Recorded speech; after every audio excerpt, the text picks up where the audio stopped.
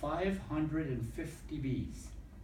And that's flying every day, all day for 6 weeks. Do you know how far they fly if you counted the total distance that every one of them flies? They would have to fly over 34,000 miles, which is more than once around the earth. Okay? Now, in Saskatchewan, we winterize our colonies in early October, and then this is the time of year when we're going into the hives, and we take off the winter wrapping. And here's a picture, okay, of what all there's 4 hives in this wintered bundle. You can show them that. That's what all the hives in Saskatchewan look like right now. How many miles do they fly? Over 34,000. Okay, thank Okay? you. Now, we humans have learned how to raise bees in a way that we can increase their supply of honey and get honey and wax from them. Oh, I missed one thing. The third and most important service that honeybees provide to the human race is that they pollinate fruit, vegetable, and legume flowers, and if they didn't, we would lose 1/3 of the food production in the world. And we would, that's the most important job that honeybees have. All right, now, how do we raise bees? Well, we put them in a hive. And a hive consists of, trying to get this paper off of here. Here's a hive top, okay? That's propolis and wax that the bees get inside. This is the cover, and this is a box, and we call them supers. I don't know why, but we're called supers. And the super sits on a bottom board, okay? And when it sits on the bottom board, I don't know if we can show this here. Maybe we can. Pauline, do you want to put the bottom over here on that desk? Or this one? Yes. Here, That'd be you good. put it down. There we are. Now, you see, when you put the box on the bottom board, there's an opening here. There's an opening here where the bees that's how they come in and out of the hive, okay? And in every super, there are frames. This is called a frame. And you'll notice that the frame, I wonder if I have one here that has just the foundation. Here we are. This is a frame with a plastic foundation in here. And when that's put in the hive, okay, the bees produce wax and they make little cups. We call them cells, but they're little cups. On one side of this frame, they build out 1,800 cups. And they build out 1,800 little cups on this side, okay? And it's called honeycomb. And when they build it out, that's what it looks like, okay? Now, what do they use the frames for? Well, there's 2 things they use the frames for. The queen, who can lay up to 2,000 eggs a day, moves around in the hive, and this is a brood frame. It means this is the frame. You see where it's dark? Where the queen laid eggs. And those little eggs hatch out, okay, into a little larva, and then the larva, when it's ready to turn into a baby bee, the bees cover that little cup with wax. Now it takes, for a worker bee, it takes 16 days from the time the queen lays the egg till it hatches out. Now I'm going to pass this frame around, and what you'll see, do you have a pin? A little pin? Pin. A pin, yeah, Yep. that I could just pull. When we took this frame and extracted the honey from it, there were still, just a few little cells where the bees hadn't hatched out yet. So I'm going to just pull one out, and you can see, here we go. All right, when you look, you'll see the heads of the little bees where they chewed out the wax, okay? and they were just ready to come out. And I'm gonna pull two of them out. All right, there's one over here and one over there. Just have a look and hand that around, okay?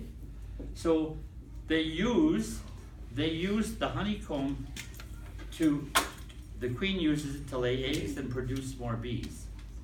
Because if you want it, one hive in a season, one summer, can produce up to 200 pounds of honey. But to produce 200 pounds of honey, you've got to have at least 50 to 70,000 bees in the hive, worker bees, okay?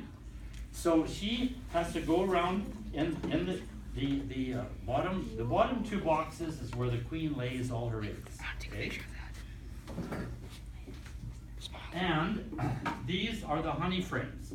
These are the frames, you see they're nice and white because the bees store honey in there, all right? They store honey in each side, and when they fill this frame up with honey, it's about 15 pounds of honey in there, okay? When the bees collect the nectar from the hive, it's 70% water and only 17% nectar. Well, honey, you have to reduce the moisture of that so that from 70% down to 16%, so that 90% or 80% of the honey is nectar. If the bees don't remove that water from the nectar, if it has more than 16% water in it, the honey will start to ferment. It'll start to spoil. Now, once the bees on the little cups that they reduce the honey by flapping their little wings, and they get a circulation going through the hive, and the water goes out as water vapor. When they finish reducing the water, they put wax over top of the little cups. Now we have to cut that wax off before we can extract the honey. Okay? And that's where we get the wax from. All right? So there you are. So in each of these boxes, there are 10 frames. In the brood boxes, that's where the queen lays the eggs. And in the boxes above that, where they store the honey, we put only 9 frames because we wanted them to get as much honey in each frame as they can. Now, how do we, once the frames are filled with honey and they're capped, the little cups are capped with wax, we take the frames out, we take them off the hive, and there's 2 ways you can remove the bees. We have it's called the bee board, and you put a sort of a substance on there that doesn't smell too good, and the bees don't like it, okay? So you put it on top, and the bees all go down from the top boxes where the honey is down to the lower boxes, and you can pull them off. Or you can go on a really hot day and there's no threat of rain that night. You can take the boxes off and just put them on their side on top of the hive, and the bees will all fly out because they want to be in their hive after dark because they can't see very well. So they will fly down in the hive, and the next morning early before the bees are, before 8 o'clock, you take the boxes off. Then, now let's see where I've got that picture. Extractor, here we are. We have a machine called an extractor. Okay, there's a picture of a small one here, and there's a picture of a large one that's loaded, so you can look at both, okay? So we take the frames, we cut off the wax, so all the honey is liquid. It's very liquid. And you put the frames down in this box. You can hand that around, okay? And then we turn on the motor and it spins. And the honey spins out to the sides of the extractor, runs down to the bottom, out a pipe into a big tank, okay? So that's how we get the honey removed from the frames, all right? Then we make sure that the honey is clean.